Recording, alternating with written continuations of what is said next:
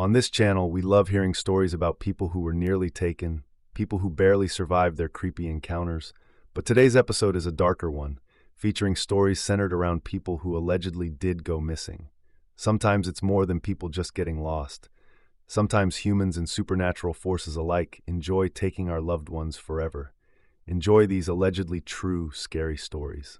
Now let's begin. I'm half Native American and grew up in an isolated town that boasted an impressive population of 96 people in total. In my beliefs and the beliefs of my community and family, there are benevolent spirits and there are malevolent spirits. Some are human and others are not. Many go unnoticed by people blending into the background. Some are retold as legends and stories and cautionary tales, and some become notoriously known on the internet, like the Skinwalker and Wendigo. This story is not about Skinwalkers or Wendigo, or maybe it is. I honestly don't know what it was that I saw and felt, but I know for certain that whatever it was the thing that took a young boy from our community. Whether you believe my story or not, it doesn't change anything, unfortunately. The boy is still missing and presumed dead, and has been for well over a decade now. Before I share with you the details of the case, you need to understand how things were where I grew up. Calling us a rural town was putting it politely. We were extremely remote. The next nearest town was well over an hour away. My town was mostly made up of other people in the tribe. It was this small logging town tucked deep into the mountains. Everyone knew each other, and everyone knew the same local superstitions and stories. There were quite a few unusual stories surrounding the forest in our town, some of them involving inhuman spirits. I had explored those forests since I was very small, probably too small. I have memories of being as young as 3 or 4 years old and being deep in the woods alone, but feeling perfectly safe, as if there was something in the forest that was protecting me. And I'd return to it time and time again to feel safe, safer than I did at home, with my neglectful and abusive family. There were other things in the forest that I can't really describe. But when you lived there, you learned over time on how to read the forest, understanding when it was safe to be in it, or if you needed to keep your wits about you. Every once in a while, you could feel something on the dark edges waiting there, as if needing an invitation to come closer. Sometimes that dark presence would follow. There were many times when I was older and riding my bike along the old logging trails where I felt it there. It was always this familiar feeling, but something dark, something inappropriate. Sometimes you could hear it call your name, but I never answered it when it did. Some instinct in me told me that I should never acknowledge it, never speak to it, and absolutely never invite it closer. And then as soon as it had appeared, it was gone, and that feeling of the goodness in the forest would return. This was kind of the usual thing for most of us living out there, especially the loggers. Just one of those things that we knew was unnatural, but something we lived with, keeping it on the outskirts until someone invited it in. The boy who went missing. I can't be sure of what happened on his end. I can only tell you about this case from my experience with it and from what others have told me and what I later felt and saw. This boy went missing on a winter's day, where almost 2 feet of snow had fallen overnight. He uncharacteristically left his home that morning and simply disappeared. It was cause for immediate panic, and a local search and rescue party had mobilized before law enforcement could reach us. The boy had suffered from health problems and required medication to function correctly. Medication that he uncharacteristically did not take with him. The last eyewitness who saw him was able to give a direction of where he traveled, and his footprints were found in the snow fairly quickly. This is where things begin to become strange. At this point, law enforcement had arrived and had brought along more search and rescue operatives, as well as search and rescue canines and rugged terrain gear, including snowmobiles and climbing equipment, to navigate some of the harsh terrain. They followed the boy's footprints off-road, and through terrain they had extreme difficulty navigating through, even with all that gear, and in some cases it was impossible to get through. And yet the boy's footprints persisted on for miles, until search and rescue operatives took note of something disturbing. At a certain point, seemingly out of nowhere, the boy's footprints were joined by the footprints of someone, or something else. They were described as long strides that looked as if the boy were being led deeper in, and then both sets of footprints vanished for miles in the snow. There was just nothing. Several miles away, a secondary team who had gone ahead in the boy's direction of travel radioed in that they had found the footprints again, and were able to validate them as his by the unique design on the sole of his shoes. Again, the same thing happened. The footprints began as only his, and were eventually joined by something else, and then once more they vanished into nothing. The search had begun in the morning and went on well into the night. It wasn't until the next day that one of the boy's shoes and his hoodie washed up where the river emptied out. His body was never found. Shortly after, he was presumed possibly deceased from exposure, but the search would continue for a long time. At this point, you're probably wondering how my first story and this connect. Remember, you get to decide what you accept as the truth, but just because you accept one truth in one way does not mean it's not true in another way. Earlier in my story, I mentioned that locals could feel the forest and things present in it, including that dark presence that lingered just out of reach, following, speaking our names. After the boy disappeared, this thing was no longer on the outskirts. It had become the forest. I mentioned when I was smaller I would go into the forest to feel safe, to feel secure. Shortly after the boy went missing, I went to visit my secret place in the woods, like I had thousands of times before. But I couldn't. I got to the edge of our property, and I could not will my body to pass through our gate and into the forest. My body was frozen and trembling. My heartbeat was so loud it was all I could hear, and my legs felt like jello. This suffocating sense of doom felt as if it was crushing the life out of me. To put it in layman's terms, I felt like if I were to go into that forest at that time, I was going to die. That I would also be taken. Those words were being forced into my brain from something I couldn't see, but something that felt familiar, yet nauseating. My instincts immediately told me that it was that thing I'd felt so often as a child, but that it did not need my permission, or anyone else's permission, anymore to be there. It made the forest change from feeling peaceful and alive to sick and decaying, a stagnant place where no light could reach anymore. I tried to go back in several other times, and I had the same reaction each time. Even my ex-husband, when I took him there, had a similar reaction, despite never giving him any backstory about the place. He was a firefighter who specialized in wildland and forest fires, and he even stopped at the gate, silently staring into the trees. I could even see goosebumps rising up on the back of his neck. Even he said that he didn't know what it was, but it felt like he was going to die if he went in there.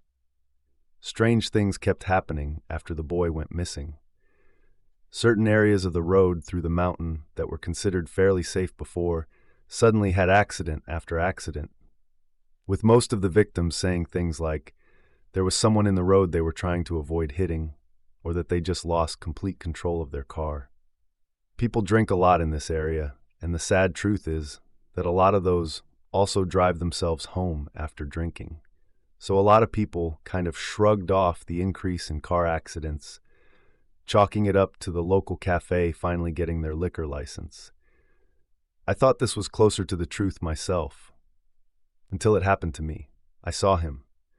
I know it was him, or it, or whatever it was, because when I saw him, I felt the same suffocating feeling of dread and nausea that I had before.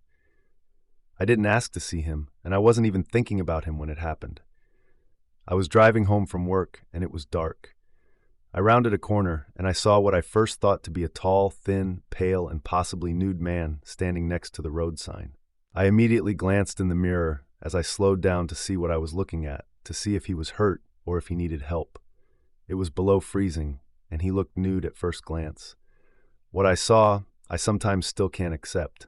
It was humanoid, definitely humanoid, but there was something not right about it, and the more I looked at it, the more things screamed that it was not a human being.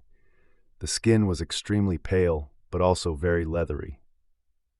The arms and legs were simply both too long, and the fingers way too long.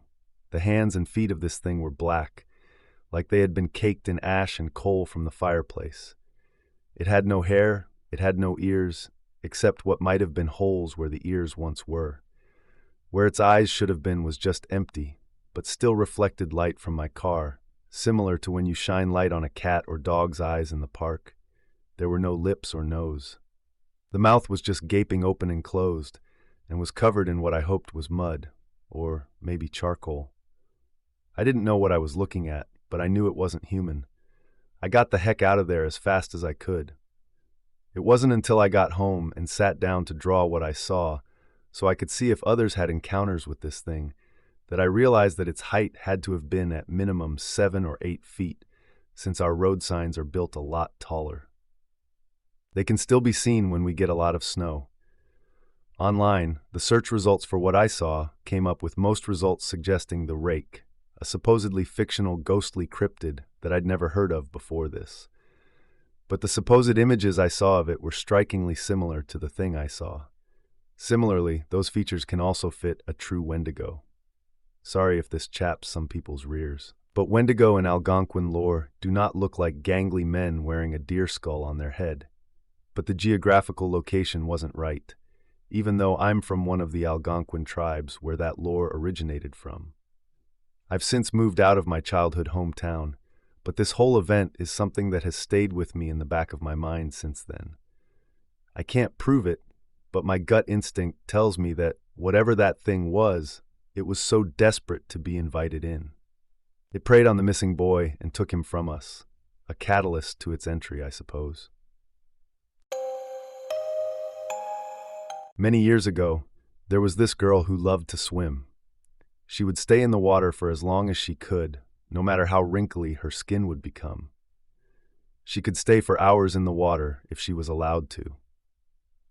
Her peers, classmates, or friends and family nicknamed her Water Rat, a much-used figurative expression in the country she lived in at the time, for people there to describe anyone who enjoyed swimming a lot. Her parents would sometimes joke that if she stayed too long in the water, that she would stay wrinkly forever. Let's call her Sarah. This is not her real name, but her story is. Sarah was considered a normal girl. She did well in school, even though she had some difficulties and needed guidance now and again. Nothing too much out of the ordinary. The girl had friends, although not at school. So at school, she spent all her time learning and doing schoolwork. Any time she had left after school, she was free to do whatever she wanted to, be it meeting with her friends or swimming. Her favorite thing to do was to see how long she could hold her breath for by swimming from one end of the pool or lake to the other side. Sarah would keep going until she was satisfied enough that she did her best. Other things she enjoyed in the water were tricks, such as doing as many underwater forward rolls as possible before needing to get up for air, or doing underwater handstands. One day, she was alone, swimming at the beach nearby where she and her parents lived. It was during the summer vacation, and most people left to celebrate their vacations elsewhere, spending time at foreign beaches, most likely. Sarah didn't mind. She enjoyed spending time by herself. Swimming with friends was always nice, but as an introvert, she got exhausted from spending time with other people, no matter how kind or helpful they were. As a person, she needed time to herself to recharge. This was such a time. She swam and swam and swam some more. The girl eventually lost track of time, as was normally the case for her when she went swimming. Sarah did some of her favorite tricks in the water. This was the first time she was allowed to swim by herself. Her parents thought she was getting old enough to start venturing out alone. A young woman like yourself should be able to make her own plans without your mom or dad by now. You're barely a child anymore. Well, you'll always be our child, of course. Her mother said while hugging her before she left. Sarah remembered her mom's smile, happy her daughter was becoming mature, concerned that might be going too fast for either of them. Soon it was beginning to get dark. That was her cue to get out of the water and head home. Sarah couldn't remember the last time she'd swam so long. She checked the time. Her phone had stopped working. Sarah thought this odd as she had fully charged it beforehand, but she didn't think too much more of it. The battery might have simply just died, or something like that. Either way, she would have to check it at home sometime later when she got back. The young woman hoped she wasn't going to be too late. After having almost run the entire way back home, Sarah got out her keys to the house and put the front door key in the lock. She opened the door, closed it behind her, and yelled out, "Mom? Dad? I'm back." Sarah heard shuffling from upstairs and from the kitchen. Her mother greeted her as she came from upstairs. "It is way too late. Where have you been?" Her mom stopped right in her tracks halfway coming down the stairs. Her face started to go pale. "Honey, where did you put the spices I like? I can't find them." A man's voice came from the kitchen. It was Sarah's dad preparing that evening's meal. "Mom, what's wrong?" Sarah tried to ask. She was worried. She had never seen her mom like this. "Honey?" Sarah's father inquired nicely from the kitchen again. When he didn't get a response, he decided to investigate what kept his wife. He opened the kitchen door and entered the hallway, and his jaw dropped. A sudden rush of fear and anger overwhelmed him. "Who are you? Get out of this house, or I'll call the police." As he said this, Sarah's mom cried and screamed. "Dad? Why? What?" The girl tried to ask what was wrong, what was going on. She didn't get the chance to, as her father was beginning to charge at her. Sarah jumped out of the house, crying. "Don't you dare come here again." The front door slammed shut after her dad had shouted his final words at her. Sarah could not understand what happened. Thoughts were running through her mind. She wept while walking the streets, trying to figure out what to do. Why had her mom looked at her that way? Why had her father suddenly turned to rage, seemingly intent on killing her? Never before had she seen such fear and rage from either of her parents. I hadn't seen Sarah in years. Her parents had reported her as missing. They'd witnessed a strange incident the day she had disappeared, but other than that, the police had nothing to go on. Sarah used to be my friend when we were kids. I was one of her few friends. It must have been about 6 years after she'd gone missing when I got a strange phone call, and I didn't know what to make of it. The voice on the other end was unclear, but very distinct. They claimed to be able to clarify what had happened to Sarah. That's when I was told everything I just told you. I asked how this person knew all this. I was told if I wanted to know what happened to Sarah, if I wanted closure, I would have to go to the beach near Sarah's place the next evening. I had to come alone. It sounded shady, but I needed answers. Just in case, I informed one of my siblings where I was going.